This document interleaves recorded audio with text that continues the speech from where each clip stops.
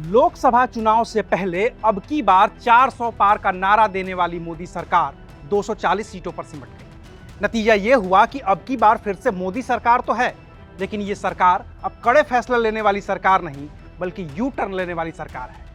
तो क्या इस बार विपक्ष और खासतौर से राहुल गांधी की अगुवाई में कांग्रेस इतनी मजबूत हो गई है कि प्रधानमंत्री मोदी को बार बार यू टर्न लेना पड़ रहा है, या फिर अखिलेश यादव का दबाव ज्यादा काम कर रहा है, या फिर मोदी सरकार पर दबाव किसी विपक्ष के नेता का नहीं बल्कि उनके अपनों का है, जिनमें प्रधानमंत्री नरेंद्र मोदी के हनुमान भी शामिल हैं। आज बात करेंगे विस्तार से।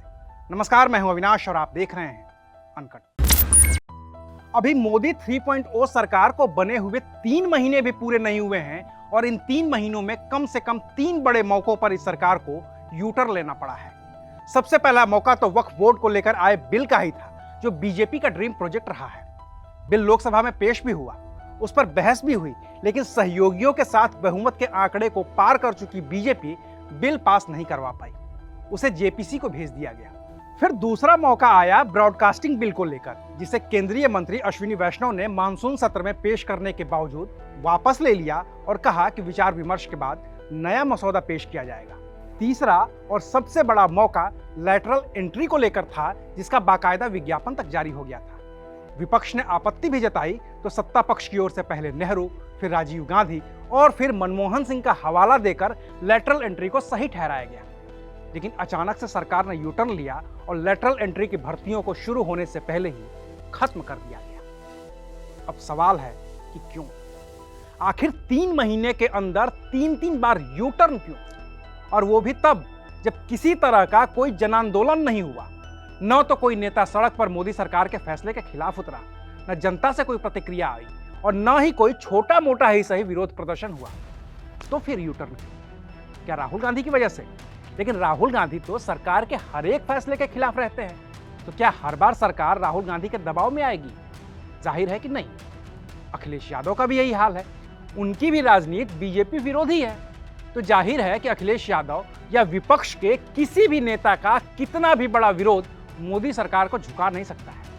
क्योंकि अगर मोदी सरकार को विपक्ष के आगे झुकना ही होता तो धारा 370 से लेकर 3 तलाक, सीए, एनआरसी और कृषि कानूनों पर मोदी सरकार पहले ही झुक गई होती। लेकिन पहली और दूसरी मोदी सरकार विपक्ष के खिलाफ डटकर खड़ी रही, विपक्ष के हर नेता के विरोध को नजरअंदाज करती रही, हर जन आंदोलन के खिलाफ जाकर फैसले करती रही। इतना ही नहीं, बीजेपी की अकेले की सीटें बहुमत के पार थी तो उसे सहयोगियों की भी कोई चिंता नहीं थी।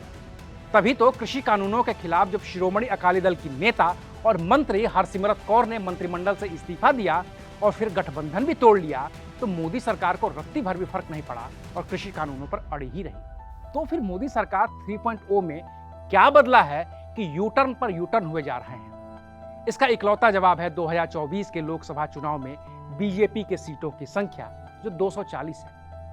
और अब बीजेपी या कहिए कि सरकार का हर एक फैसला सहयोगी दलों के इशारे पर ही टिका है और इस बार बीजेपी को सहयोगी दलों की हर बात मानने की मजबूरी है।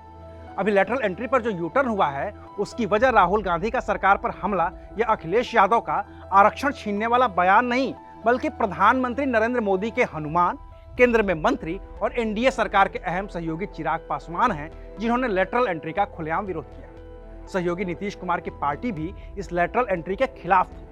अब चिराग पासवान और नीतीश कुमार का साथ में बने रहना मोदी सरकार के लिए भी जरूरी है और 2025 में होने जा रहे बिहार विधानसभा चुनाव के लिए भी। तो चिराग पासवान, नीतीश कुमार की बात मानना मोदी सरकार की मजबूरी है। हरसिमरत कौर की तरह चिराग पासवान या नीतीश कुमार को मोदी सरकार इस बार नजरअंदाज नहीं कर पाई और यू टर्न ले लिया। वक्फ बिल के साथ भी यही हुआ। लोकसभा में बिल पास करवाने भर बहुमत सरकार के पास था, लेकिन इस बिल पर सरकार की एक और सहयोगी चंद्रबाबू नायडू की तेलुगु देशम पार्टी ने कह दिया कि बिल पर और चर्चा की जरूरत है। अब इस सहयोगी पार्टी के पास 17 सांसद हैं। अगर वो बिल पर वोटिंग के दौरान गायब भी हो जाते या फिर खिलाफ वोट करते तो सरकार के लिए मुश्किल हो जाती। लिहाजा यू टर्न। बिल अब जेपीसी के पास है। बाकी इस बिल पर यू टर्न की वजह राज्यसभा का आंकड़ा भी है, क्योंकि लोकसभा में बिल पास होने के बाद राज्यसभा में बीजेपी के नंबर गेम की वजह से इसका अटकना तय था। ब्रॉडकास्टिंग बिल के साथ भी यही हुआ और अब तो सरकार के सामने नौबत यहां तक आ गई है कि सहयोगियों के दबाव में मोदी 3.0 को सुप्रीम कोर्ट का आरक्षण वाला फैसला भी पलटना पड़ रहा है। सुप्रीम कोर्ट ने एससी रिजर्वेशन के अंदर रिजर्वेशन देने का आदेश दिया कि राज्य अलग से उन पिछड़ों के लिए कोटा निर्धारित कर सकते हैं जो अति पिछड़े हैं। बीजेपी के नेताओं ने शुरू में इस फैसले का समर्थन किया, वहीं मायावती से लेकर चंद्रशेखर और दूसरे दलों ने इसका विरोध किया। फिर भी सरकार पर कोई असर नहीं हुआ। असर तब हुआ जब फैसले के एक हफ्ते बीतते बीतते बीजेपी के ही दलित सांसदों ने प्रधानमंत्री से मुलाकात की और सुप्रीम कोर्ट के फैसले को पलटने के लिए कहा। सहयोगी चिराग पासवान ने भी सुप्रीम कोर्ट के इस फैसले का विरोध किया। नतीजा यह हुआ कि केंद्रीय मंत्रिमंडल ने तय कर दिया कि सुप्रीम कोर्ट का फैसला लागू नहीं होगा। तो कुल मिलाकर अभी नई सरकार को गठित हुए मुश्किल से 3 महीने होने को हैं और इन 3 महीनों में ही 3 यू-टर्न समेत सुप्रीम कोर्ट के एक फैसले को पलटने का प्रावधान दिखाता है कि मोदी सरकार 1 और मोदी सरकार 2 में जितना दमखम था, जितने सख्त फैसले लिए जाते थे, जिस तरह से विपक्ष के साथ ही सहयोगियों की बातों को भी नजरअंदाज किया जाता था, मोदी 3.0 में वो सब नहीं हो पाएगा। अभी के लिए शुक्रिया। आप देख रहे थे अनकट।